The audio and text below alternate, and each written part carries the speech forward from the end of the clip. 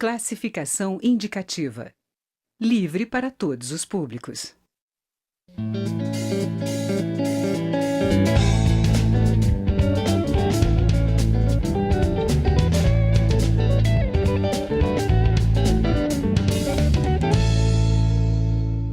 Olá! Prefeitos de todo o país estão preocupados com o contingenciamento de recursos do SUAS, o Sistema Único da Assistência Social.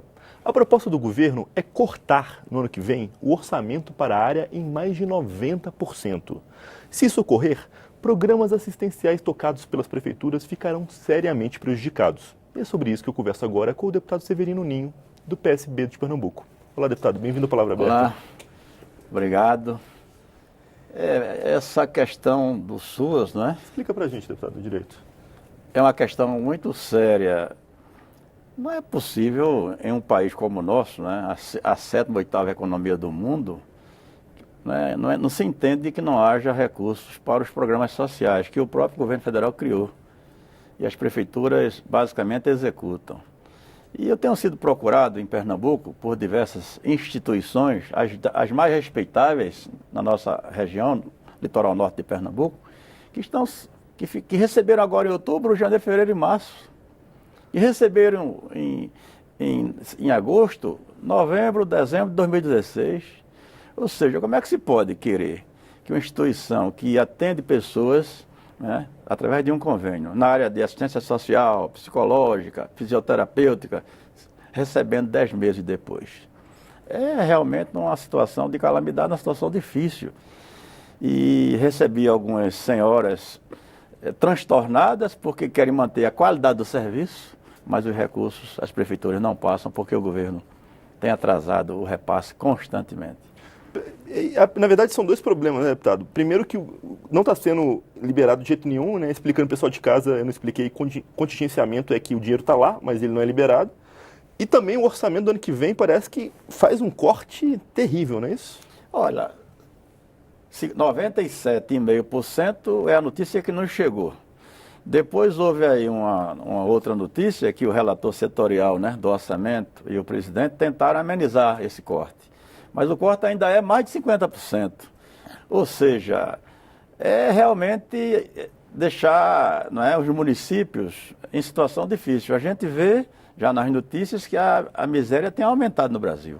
A pobreza tem aumentado no Brasil, o Brasil voltando ao mapa da fome.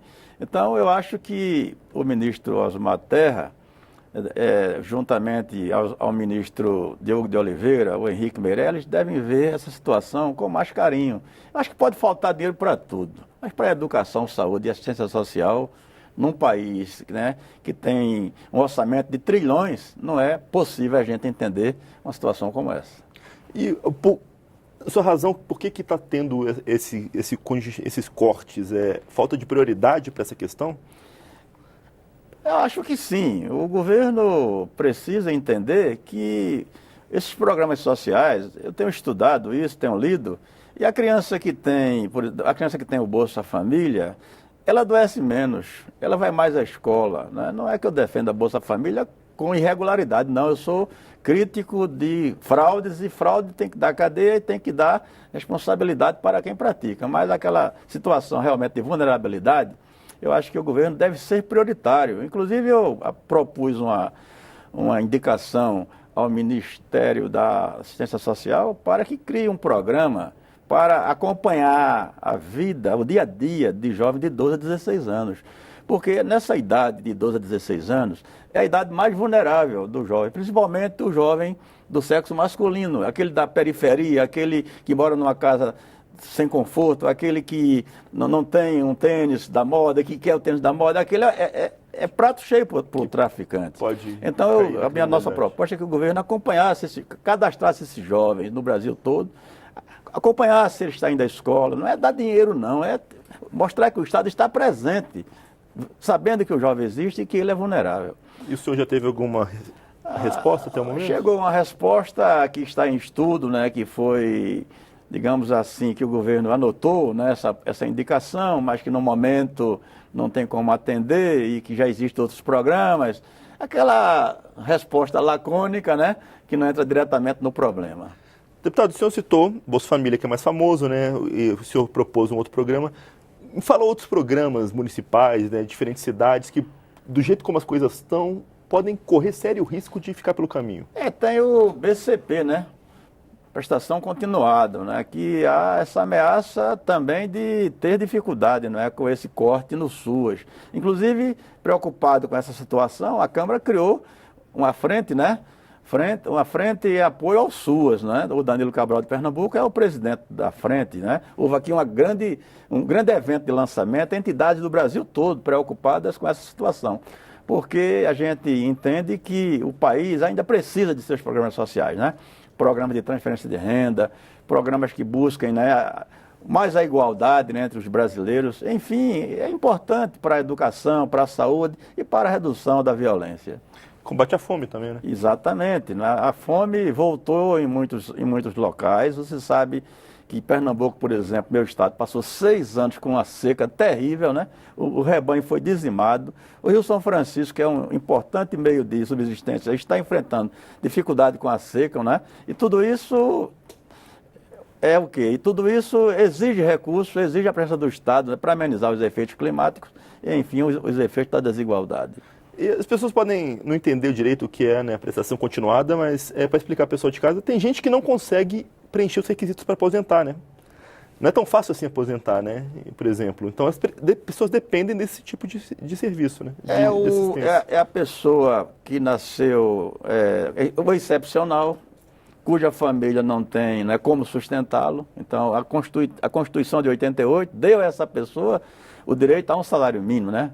A um benefício, né? É aquele idoso que não contribuiu, né? E que não tem quem o sustenta, a família não pode. Então, são milhões de pessoas no Brasil. O nosso país tem 206 milhões de habitantes, né? É um país grande, populacionalmente falando e territorialmente. Então, tem muitos problemas que é preciso que o Estado chegue perto. Eu não quero dizer aqui que o Estado tem que assumir tudo, é impossível. Mas o Estado tem que ver as prioridades. Eu acho que a assistência social é prioridade e o governo federal precisa, com seus ministros, né, buscar, junto com a Câmara dos Deputados, junto com o Senado, que a gente também tem que ver o orçamento do ano que vem, tentar direcionar recursos, por que não de diárias? Se gasta bilhões com diárias nesse país, o governo federal gasta bilhões com diárias. Ora, é mais importante mandar servidores, com todo respeito, fazer curso no exterior ou destinar recursos para a assistência social. Então a gente tem que ter um critério, primeiro a prioridade, depois aquela importância secundária, na nossa opinião. Até porque algumas das pessoas, se não for por isso, elas não vão ter absolutamente nenhuma forma de subsistência, né? É verdade, a gente conhece pessoas que vivem catando papelão, né? Eu moro num bairro dito de classe média em Recife, nas Graças, e toda noite tem um senhor lá com a carrocinha, né, de cócora, recolhendo papelão, recolhendo o lixo do apartamento que eu moro para sobreviver. Um país como esse deve procurar enfrentar essas situações, né, para que os nossos irmãos brasileiros não passem por essas situações de dificuldade, principalmente nas áreas periféricas e nas áreas de seca, no semiárido e também nas grandes cidades, nas periferias de São Paulo, né? No país todo tem desigualdades e sérias dificuldades na área residencial. Muitos moram mal, dormem mal. Como é que você pode querer que o país moram longe, são mal transportados nos ônibus? Enfim, o brasileiro enfrenta, uma grande maioria do brasileiro enfrenta situações muito difíceis num país que é tão rico territorialmente, um litoral de 5 mil quilômetros, 7 mil quilômetros, enfim, um país que tem petróleo, um país que tem riquezas e que tem uma grande população, um grande mercado arrecadador e consumidor. Deputados, várias prefeituras estão preocupadas, né, com esses cortes. Quais que procuraram o senhor que o senhor expressaram essa preocupação quanto aos programas? Olha, algumas pelo menos. Paulista, uma cidade de 320 mil habitantes, né? Fui procurado por diversas entidades que têm, né, programas lá em convênio com a prefeitura. Essa foi uma que realmente chegou a nos procurar, na verdade, mas que trouxe notícias de outras e outras entidades, de outros e outros municípios que estão no mesmo situação. Aliás, é nacional o problema. Eu até disse ela me pediu para resolver Paulista, eu disse, olha, o problema é nacional. O ministro Osmar Terra, numa reunião, prometeu que ia ver, que ia tentar, que ia buscar amenizar, mas não foi categórico, porque o que é que acontece? tudo é para o ajuste fiscal. É aquela pergunta que você me falou. Por quê?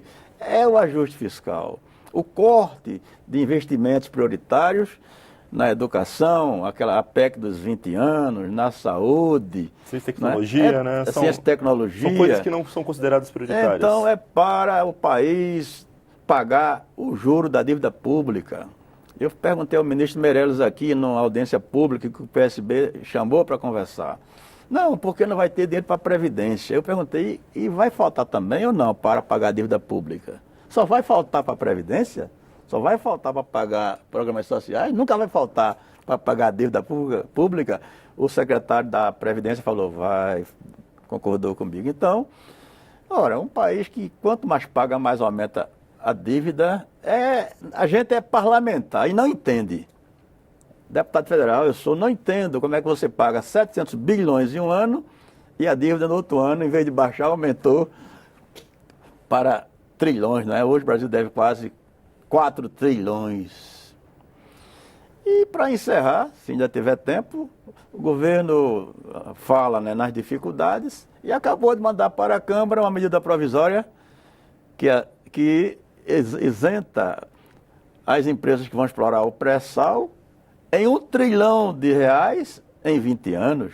Na realidade, um consultor da Câmara, que foi até ofendido por um parlamentar, que faltou com respeito com a consultoria, dizendo que o rapaz inventou a conta, não inventou a conta é essa mesmo, né?